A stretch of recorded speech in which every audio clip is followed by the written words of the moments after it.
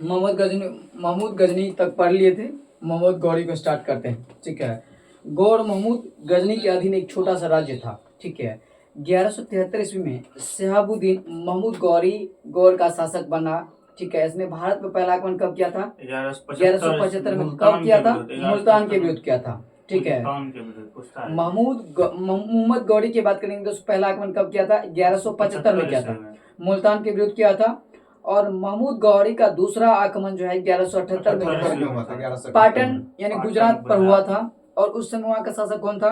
भीम द्वितीय था। ठीक है, महमूद गौरी भारत के विजित प्रदेश पर शासन का भार जो है अपने गुलाम सेनापति को सौंपते हुए गजनी लौट जाता है। ठीक है, महमूद गौरी की हत्या कब होती है? 15 मार्च 1206 को। और 1206 ईस्वी में ही यहाँ से अब जो है दिल्ली सल्तनत काल का शुरुआत होता है।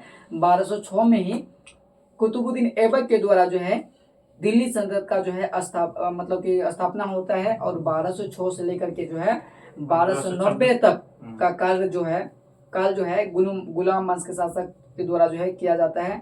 तो सबसे पहले देखेंगे कि गुलाम वंश का स्थापना किसके द्वारा किया गया था? कुतुबुद्दीन ऐबक के द्वारा किया गया था, जो गौरी का गुलाम था। ठीक है, जो महमूद गौरी का गुलाम था। कुतुबुद्दीन ऐबक का राज्याभिषेक कब होता है? 24 जून 1206 ईस्वी को होता है। ठीक है, कुतुब मीनार का नींव जो है किसके द्वारा डाला जाता है? कुतुबुद्दीन ऐबक के द्वारा। कुतुब मीनार की नींव की बात करेंगे तो यह जो कुतुबुद्दीन ऐबक के द्वारा डाला जाता है। और भारत में जो है पहला जो है मस्जिद का निर्माण जो है कुब्बत उल इस्लाम मस्जिद तथा 2.5 दिन का झोपड़ा का निर्माण जो है किसके द्वारा करवाया जाता है? कुतुबुद्दीन ऐबक के द्वारा किया था। कुतुबुद्दीन ऐबक को जो है किस नाम से जाना गया है? लाख बख्श के नाम से जाना गया है, लाखों में दान देने वाला जो इनको कहा गया है। ठीक है, प्राचीन नालंदा विश्वविद्यालय को ध्वस्त करने वाला ऐबक का सेनानायक कौन था? बख्तियार खिलजी। देखिए, प्राचीन नालंदा विश्वविद्यालय की बात करेंगे तो इनको जो है ध्वस्त जो है कुतुबुद्दीन ऐबक का जो है सेनानायक बख्तियार खिलजी के द्वारा जो है किया जाता है। ठीक है, उसके बाद देखिए कुतुबुद्दीन ऐबक का मृत्यु कब होता है? 1210 ईस्वी में होता है। ठीक है, उसके बाद जो है इनके पुत्र जो है आराम शाह जो है दिल्ली के गद्दी पर बैठता है। और यह जो है 8 महीना जो है शासन करता है। और उनके बाद जो है इल्तुतमिश के द्वारा जो है 1211 ईस्वी में जो है आराम शाह की हत्या जो है करवा दिया जाता है। और उसके बाद जो है इल्तुतमिश जो है दिल्ली की गद्दी पर बैठता है। ठीक है, जो कुतुबुद्दीन ऐबक का जो है दामाद एवं गुलाम था। ठीक है, कौन? इल्तुतमिश। ठीक है, और इल्तुतमिश के बारे में बात करेंगे तो इनके द्वारा जो है कुतुब मीनार के जो है निर्माण कार्य को जो है पूरा करवाया गया था। ये कुतुब मीनार का नींव जो है किसके द्वारा डाला गया था? कुतुबुद्दीन ऐबक के द्वारा। और कुतुब मीनार के जो है निर्माण कार्य को किसके द्वारा पूरा करवाया गया था? ठीक है, इल्तुतमिश के द्वारा करवाया गया था। और सबसे पहले शुद्ध अरबी सिक्के जारी किसके द्वारा करवाया गया था? इल्तुतमिश के द्वारा। चांदी का टाका एवं तांबा का जीतल जो है किसके द्वारा जारी करवाया गया था? इल्तुतमिश के द्वारा चालू करवाया गया था। इक्ता प्रणाली जो है किसने चालू करवाई थी? इल्तुतमिश। इक्ता प्रथा की बात करेंगे तो यह जो है इल्तुतमिश के द्वारा जो है चालू करवाया गया था। उसके बाद देखिए 40 गुलाम सरदारों का जो है संगठन बनाया था, जिसको तुर्कान ए चिरकान के नाम से आता था। किसके द्वारा बनाया गया था? इल्तुतमिश के द्वारा जो है बनवाया गया था। सर्वप्रथम दिल्ली के जो है अमीरों का दमन जो है किसके द्वारा करवाया गया था? इल्तुतमिश के द्वारा करवाया गया था। उसके बाद देखिए अगला प्रश्न है, इल्तुतमिश ने लाहौर से राजधानी को जो है स्थानांतरित करके जो है कहाँ लाया था? दिल्ली लाया था। तो सबसे पहले देखिए कुतुबुद्दीन ऐबक का राजधानी कहाँ था? लाहौर था।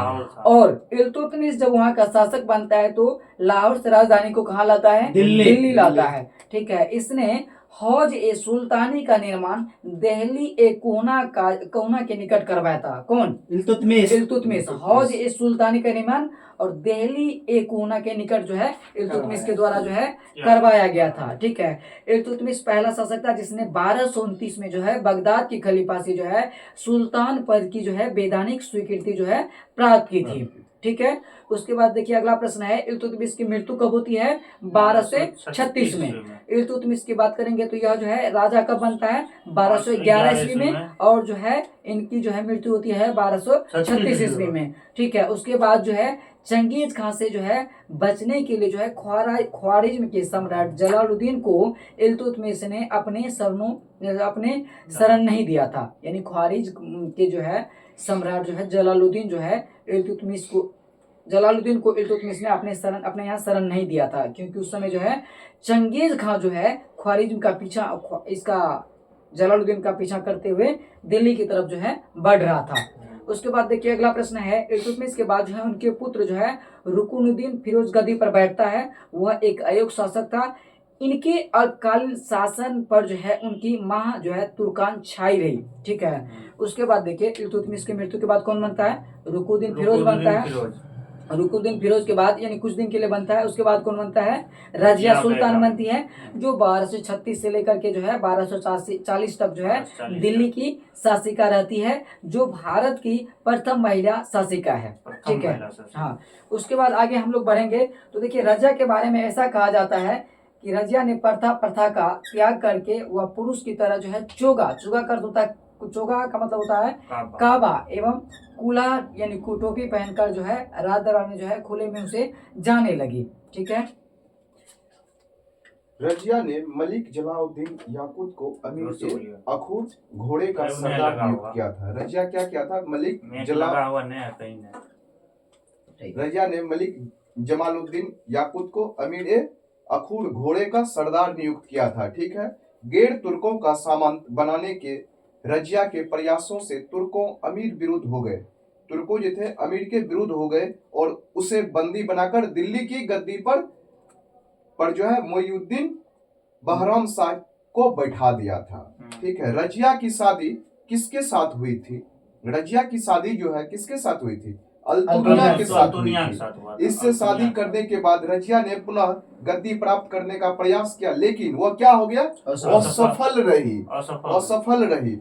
ठीक है, रजिया की हत्या कब कर दिया गया था? 1236 में 13 अक्टूबर 1240 ईस्वी को। कहा कि वो डाकू थे, केथल के डाकू के द्वारा कर दिया गया था। केथल के स्थान था एक, उसके पास कर दिया था केथल।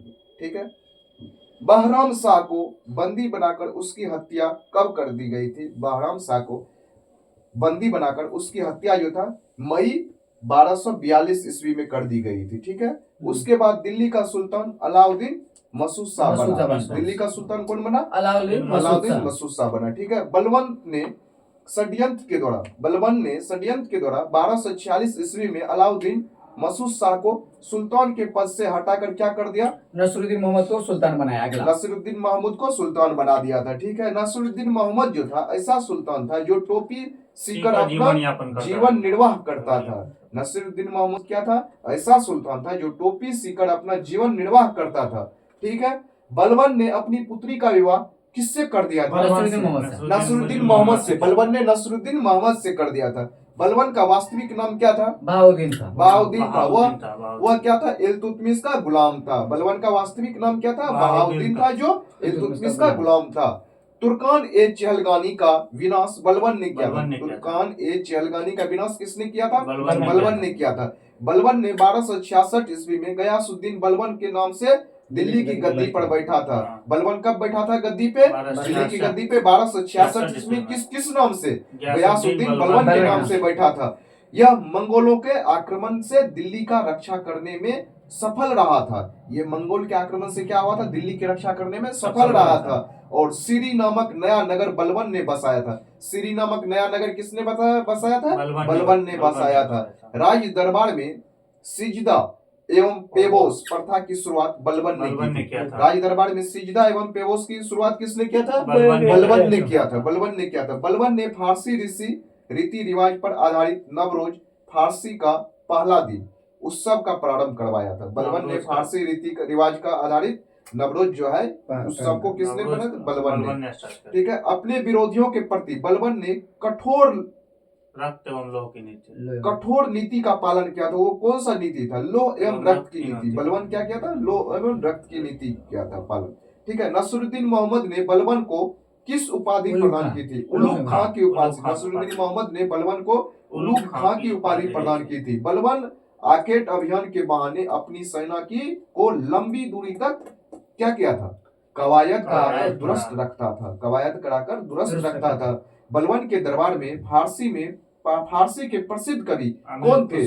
अमीर खुसरो और अमीर हसन रहते थे। बलबन के दरबार में फारसी प्रसिद्ध कवि कौन थे? अमीर खुसरो एवं अमीर हसन रहते थे। गुलाम वंश का अंतिम शासक कौन था? गुलाम वंश का अंतिम शासक जो है शमसुद्दीन शमसुद्दीन केमुस था। ठीक है। खिलजी वंश का जो है, खिलजी वंश कब से, मतलब खिलजी वंश का जो स्थापना हुआ था कब से, 1290 में हुआ था। 1290 से कब तक रहा था? 1320 1320 तक रहा था। खिलजी वंश 1290 से 1320 20 तक। जो गुलाम वंश के शासन को समाप्त कर 13 जून 1290 गुलाम वंश के शासन को समाप्त कर दिया और 13 जून 1290 ईस्वी को जलालुद्दीन फिरोज खिलजी ने खिलजी वंश की स्थापना की थी। इसने अपनी राजधानी बनाया था कहाँ? किलोखरी बनाया था। कौन? जलालुद्दीन फिरोज खिलजी ने अपनी राजधानी कहाँ बनाया था? किलोखरी को बनाया था। ठीक है।